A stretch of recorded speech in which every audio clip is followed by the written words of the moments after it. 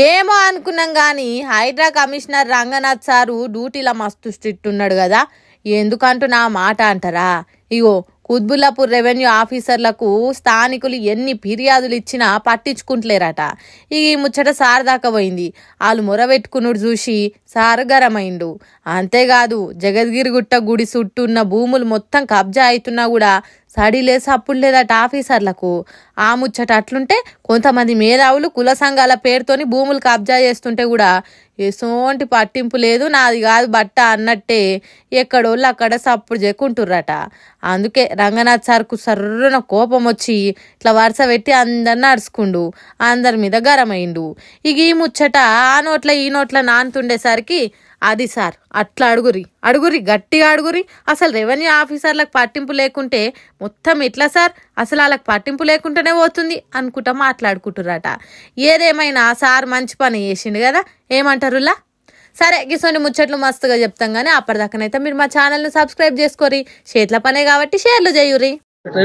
హైడ్రా అధికారుల బృందం అండ్ ఇక్కడ స్థానిక అధికారులు వివిధ డిపార్ట్మెంట్ నుంచి, ఎండోమెంట్స్ నుంచి, పోలీస్ నుంచి, ఇతర రెవెన్యూ ఇతర విభాగాల నుంచి అండ్ స్థానికంగా ఉన్న కొంతమంది నాయకులు వీళ్ళందరి ఆధ్వర్యంలో ఒక కంప్లైంట్ మాకు వచ్చిన ఏదైతే గనక ఇక్కడ మన ఈ గోవిందరాజు స్వామి ఆలయం జగద్గిరిగుట్ట ఈ కుత్బుల్లాపూర్ నియోజకవర్గంలో ఇక్కడ ఏదైతే ఉన్నదో ముందు కొలను అది ఏదైతే గుండం ఉన్నదో దాన్ని కబ్జా అవుతున్నది అనేటువంటిది ఒక వీడియో నరహరి గారు అక్కడ అయ్యగారు వారు పోస్ట్ చేసింది, అది మాకు దృష్టికి రావడం జరిగింది.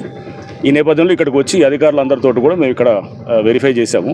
ఇన్స్పెక్ట్ చేసినప్పుడు ఇక్కడ ఈ గోవిందరాజు స్వామి ఈ ఆలయానికి సంబంధించిందే కాకుండా అంటే భూములు దీనికి సంబంధించిన భూమినే కూడా కాకుండా ఇదంతా ఎండోమెంట్స్ ల్యాండ్, లేకపోతే ఇది గవర్నమెంట్ ల్యాండ్. బేసికల్గా ఎండోమెంట్స్ వాళ్ళకు కూడా అది అలాట్మెంట్ ఇంకా ప్రాపర్గా జరిగినా కానీ కూడా ఇది గవర్నమెంట్ ల్యాండ్.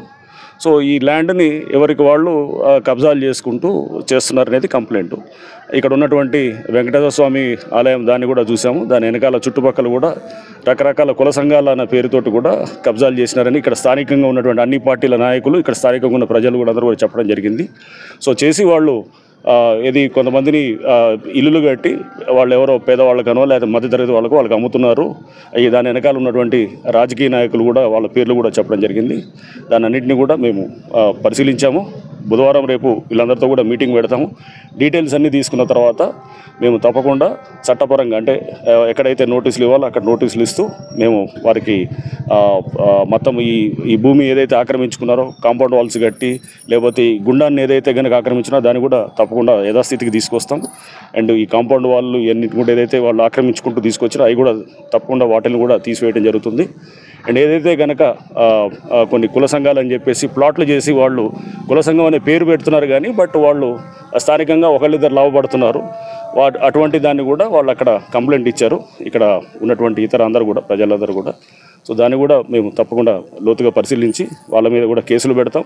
వాళ్ళు ఏదైతే స్ట్రక్చర్స్ బిల్డ్ చేశారో అన్ఆథరైజ్డ్గా ఈ గవర్నమెంట్ ల్యాండ్స్ మీద వాటి మీద కూడా డెఫినెట్గా యాక్షన్ తీసుకోవడం జరుగుతుంది అనమాట. చాలా ఉన్నది. అవన్నీ కూడా మేము వెన్స్డే మీటింగ్ పెట్టినప్పుడు ఎన్ని ఎకరాలు ఇదంతా కూడా మేము అది చూస్తాము. వీలైనంతవరకు అంటే ఆల్రెడీ నివాసం ఉన్నటువంటి గృహాలని మేము హైడ్రా యాజ్ అయితే పాలసీ స్టేట్ చేశారో దాన్ని బట్టి మేము వాటిని డిమాలిష్ చేయము. బట్ కొత్తగా ఎవరైతే కడుతున్నారో లేకపోతే ఇది రాత్రి కట్టి అతి తెలివి చూపించి వాళ్ళు వచ్చేసి ఏదో ఒక మీటర్ కనెక్షన్ ఏదో పెట్టి ఈరోజు గూగుల్ మ్యాప్లతో మనకు అంతా తెలుస్తున్నది. సో ఎవరు ఎప్పటి నుంచి ఉన్నారో, ఇల్లు ఎప్పుడు ఉంది, ఎప్పుడు కట్టినారు, ఇవన్నీ కూడా మనకు తెలుస్తున్నది.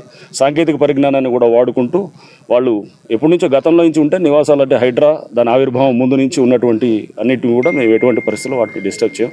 బట్ ఇప్పుడు ఎవరైతే ఈ భూములు కబ్జా చేస్తూ వాళ్ళు వ్యాపారాలు చేస్తూ వెనకాల బ్యాక్గ్రౌండ్లో ఉండి ప్లాట్ల వ్యాపారం చేస్తున్నారో వాళ్ళ మీద చట్టపరంగా రేపు హైడ్రా పోలీస్ స్టేషన్ కూడా వచ్చింది. త్వరలో అది కూడా ఇంకో 15 రోజుల్లో మొత్తం పూర్తిగా ఫుల్ ఫ్లెడ్జ్డ్గా ఫంక్షనింగ్ చేస్తుంది. సో చేసినప్పుడు మా వైపు నుంచి కూడా మేము కేసులు పెడతాం. వాళ్ళ మీద నాన్ బెయిలబుల్ కేసులు పెట్టి వాళ్ళకి జైలు పంపించే కార్యక్రమం కూడా చేస్తాం. రెవెన్యూ అధికారులకు ఎన్నిసార్లు ఫిర్యాదు చేసినా వీళ్ళు ఇట్లనే పట్టించుకోవట్లేరని స్థానికులు ఆరోపిస్తున్నారు సార్. రెవెన్యూ అధికారులు ఎవరైతే ఇక్కడ అధికారులు నిర్లక్ష్యంగా ఉన్నారో వాటి మీద కూడా మేము తప్పకుండా ఒకసారి మొత్తం ఫ్యాక్ట్స్ తీసుకున్న తర్వాత సంబంధిత గవర్నమెంట్కి మేము నివేదిక రూపంలో వాళ్ళకి కూడా తెలియజేస్తాం. పరికి చెరువు కూడా వెళ్తాము. ఇప్పుడు అది దాన్ని అక్కడ కూడా కబ్జా అవుతూ అక్కడ కూడా చేస్తున్నారని అన్నారు. తప్పకుండా వాటిని కూడా కరెంట్ డిపార్ట్మెంట్ మీటర్లు ఇష్టానుసారంగా ఇస్తారు సార్. దాని మీద కూడా చేద్దాం, అది మేము గవర్నమెంట్కి రాస్తాము. అది మా పరిధిలో లేని అంశం కాబట్టి నేను తప్పకుండా ప్రభుత్వానికి నివేదిస్తాను. కంప్లైంట్స్ చాలా మంది వస్తున్నారు, మనకు ప్రజావాణిలో వస్తుంటాయి, లేకపోతే ఇట్లా ఏముంది వాట్సాప్లలో వస్తుంటాయి, లేకపోతే మీడియాలో వస్తుంటాయి, లేకపోతే డైరెక్ట్గా చాలా మంది మాకు ఉత్తరాలు రాస్తుంటారు, మెయిల్ హైడ్రాకామే వస్తారు. వచ్చి మాకు ప్రజావాణిలో చాలా మంది వస్తున్నారు, వచ్చి ఎవ్రీ మండే మాకు ఉంటుంది. ఆ రోజు కూడా వస్తుంటారు, ఒత్తి సోమవారం కాకుండా కొంతమంది అపాయింట్మెంట్ తీసుకొని రోజు ఒక 10 మంది వస్తుంటారు. అట్లా మా మండే మటుకు పెద్ద ఎత్తున వస్తున్నారు. వచ్చి వాళ్ళందరూ కూడా మార్నింగ్ నుంచి నైట్ దాకా కూర్చొని పొద్దున మన పోయిన ఈ లాస్ట్ సోమవారం అంటే భోగి ఉండే, అంతకుముందు సోమవారం పొద్దున 11 నుంచి రాత్రి 9 దాకా మేము కంప్లైంట్స్ తీసుకొని తప్పకుండా పరిష్కారం చేస్తాం. అన్నింటినీ కూడా టైం లోపల చేస్తాం. ఎవరైతే కనుక ఇట్లా కడుతున్నారో వాళ్ళు రేపు డిమాలిష్ అయితే ఇల్లులు, అండ్ క్రిమినల్ కేసులు కూడా వాళ్ళ మీద ఎవరైతే చేస్తున్నారో అది రేపు అందుకోసం కదా పోలీస్ స్టేషన్ కావాలన్నది. పోలీస్ స్టేషన్ ఇప్పుడు వచ్చింది, ప్రభుత్వం శాంక్షన్ చేసింది. రేపు వాళ్ళందరినీ కూడా అరెస్ట్ చేసి జైలుకి పంపిస్తే వెనకాల నుండి చేస్తున్న వాళ్ళు అప్పుడు తప్పకుండా ఇది తగ్గుముఖం పడుతుందని అనుకుంటున్నాను. ఎవరు ఏం పార్టీలు లేవు ఇప్పుడు, దీంట్లో అందరు పార్టీలు ఉన్నారు దీంట్లో. ఓకే, ఇప్పుడు చెప్పిన దాంట్లో అందరు ఉన్నారు. ఓకే.